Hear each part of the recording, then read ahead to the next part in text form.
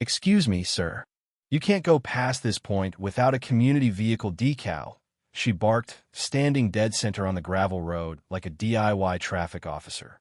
One hand wielded a clipboard, the other a Starbucks iced coffee. Behind her, her Lincoln Navigator blocked the only road to my ranch, parked diagonally like it had crashed into delusion. The hazard lights flashed with theatrical urgency, tires askew. I slowed my truck, rolled the window down, and asked as calmly as I could, "Maureen, are you absolutely sure you want to do this?" But it was already too late. Somewhere in the canyon distance, the low rumble of an M1 Abrams tank began to echo, shaking dust off the mesquites. Maureen's smug expression melted into a contorted mix of confusion and horror. "What does that sound? Are those helicopters?" The ground began to vibrate. Maureen Dobbins Winterfield had only lived on the edge of our quiet Texas county for 3 months, but she had already appointed herself the self-styled president of a homeowners association that didn't exist. The closest thing to an HOA out here was the rattlesnake who occasionally curled under my porch. She made laminated warning signs, issued color-coded violation tags, and led what she called property wellness inspections, which really meant spying on neighbors with binoculars while sipping overpriced teas. She'd harassed my neighbor Elmer for keeping a rooster. She had issued citations to my goats for being expressive. And today, she blocked the only road to my ranch because I didn't have a fictional decal she'd invented for her imaginary HOA. This day had started perfectly. I was sipping coffee, listening to cicadas, watching goats gallop like toddlers in fur coats.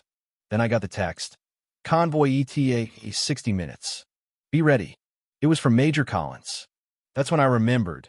Today was the start of the military exercise I'd agreed to host on my land. Joint Forces training, helicopters, tanks, personnel carriers. Everything was ready. Everything except for Maureen. As I approached her barricade, I gave her one last chance. "Maureen," I said gently, "this road's about to become federal property for the next 24 hours. You do not want to be standing here when the convoy comes." She rolled her eyes with such ferocity, I thought she might pass out. "This is a residential zone. No decal, no pasi. If you wish to appeal, submit a grievance to the HOA board," she said, pointing at herself. Then she spun, marched back to her SUV, and flopped inside like she'd just won a legal battle. Calling the sheriff crossed my mind. But the clock was ticking, and this was my land. Her SUV was trespassing. That's when I heard it. Rotor blades. The high whine of turbines. I looked to the ridgeline. An Apache gunship swept overhead. "This is Ranch Point," I radioed to the lead convoy unit. "Civilian obstruction on the road. Requesting clearance." "Proceed," came the reply, crisp and cold. Maureen had climbed onto the hood of her Navigator, recording herself. "I'm documenting this illegal harassment," she shouted into her phone. "This man is threatening me with an imaginary military convoy." "Proceed," I repeated. The first Humvees crested the hill. Maureen dropped her phone.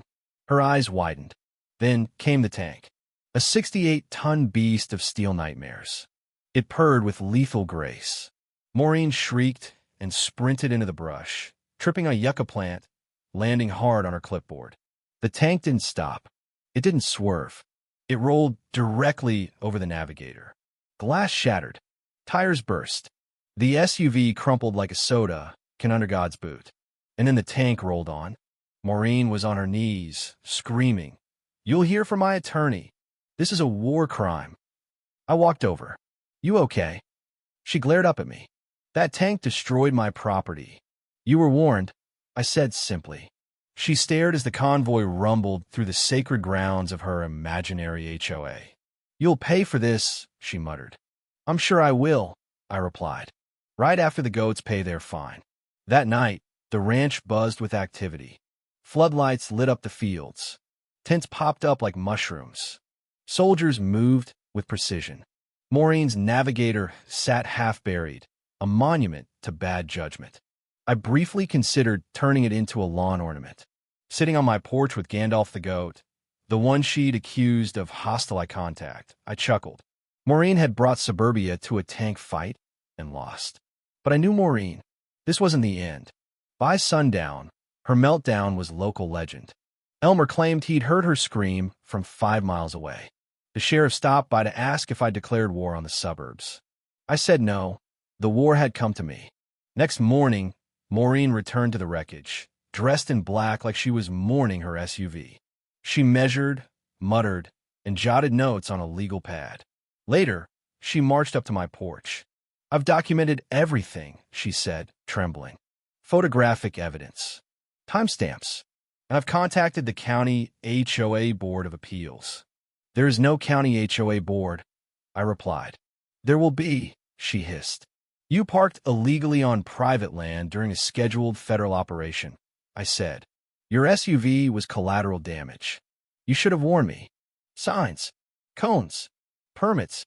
I motioned toward the bright orange notice nailed to the oak tree. "Been there a week." She turned to look. "That doesn't count. Not an HOA-approved format." "Again, Maureen," I said. "There is no HOA." That afternoon, I stopped by Bonnie's diner. Rachel, who ran the local feed store, leaned across the counter. "You hear about the fake HOA?" I raised an eyebrow. "Total fiction," she said. "Maureen made it up. Printed bylaws on her home printer. Even fined herself once to make it look real." "She fined herself?" "Wrote a $25 check. It bounced." I stared. Back at the ranch, I checked my security footage. Sure enough, weeks earlier, Maureen had crept up to the signpost and hammered up a laminated list of vehicle decal requirements. Sunglasses, hoodie, full koffertop. That night, as soldiers trained, Maureen returned, this time with a megaphone. "Cease and desist," she shouted. "Issued by the Heartland Oversight Association, a morally superior body." I flipped on the porch light. "Maureen, it's the U.S. military. I've emailed the Pentagon." Next morning, a black SUV arrived. Out stepped General Stafford. We'd served together overseas. "Is it true she's threatening to sue the DOD?" he asked. "She sent 5 emails, most in Comic Sans." Maureen stormed out. "Are you legal counsel? I have questions about tank accountability." Stafford didn't flinch. "We're commissioning a new Abrams next month. Drop all complaints. We'll name it the Maureen.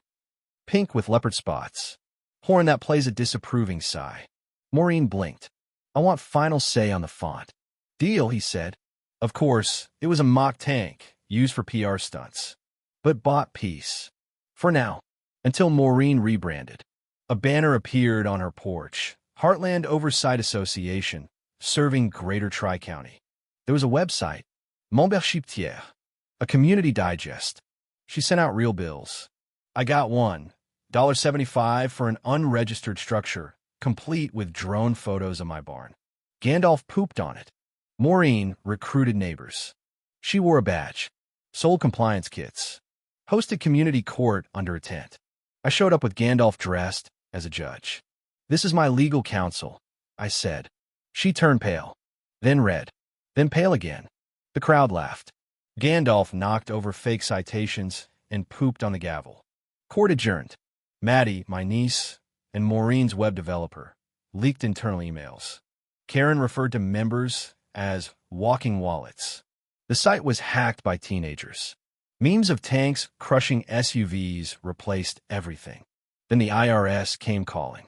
Turns out, collecting HOA dues under your dog's trust isn't legal. Even Greg, Maureen's husband, broke ranks. "She doesn't own the land," he told me. "I rent it to the military." She just had a lot of opinions. At dawn, the tank rolled back in, freshly painted. The Maureen, leopard print. Slogan, "I object." Maureen arrived, clipboard and megaphone in hand. "This event is unauthorized." Kids laughed. One yelled, "It's the tank lady." Maureen stormed the field. Her clipboard fell in the mud. She regrouped inside a porta-potty. Then someone slammed a tent door. A rope looped around the porta-potty handle. She was trapped. We let her stew. When she emerged, she looked like she'd fought a tornado. But she was quieter. The tank remained, kids posing beside it with signs. "Thanks, Maureen, for teaching us what not to do." Weeks passed. Peace returned. I kept her clipboard. It hangs in the barn, a reminder.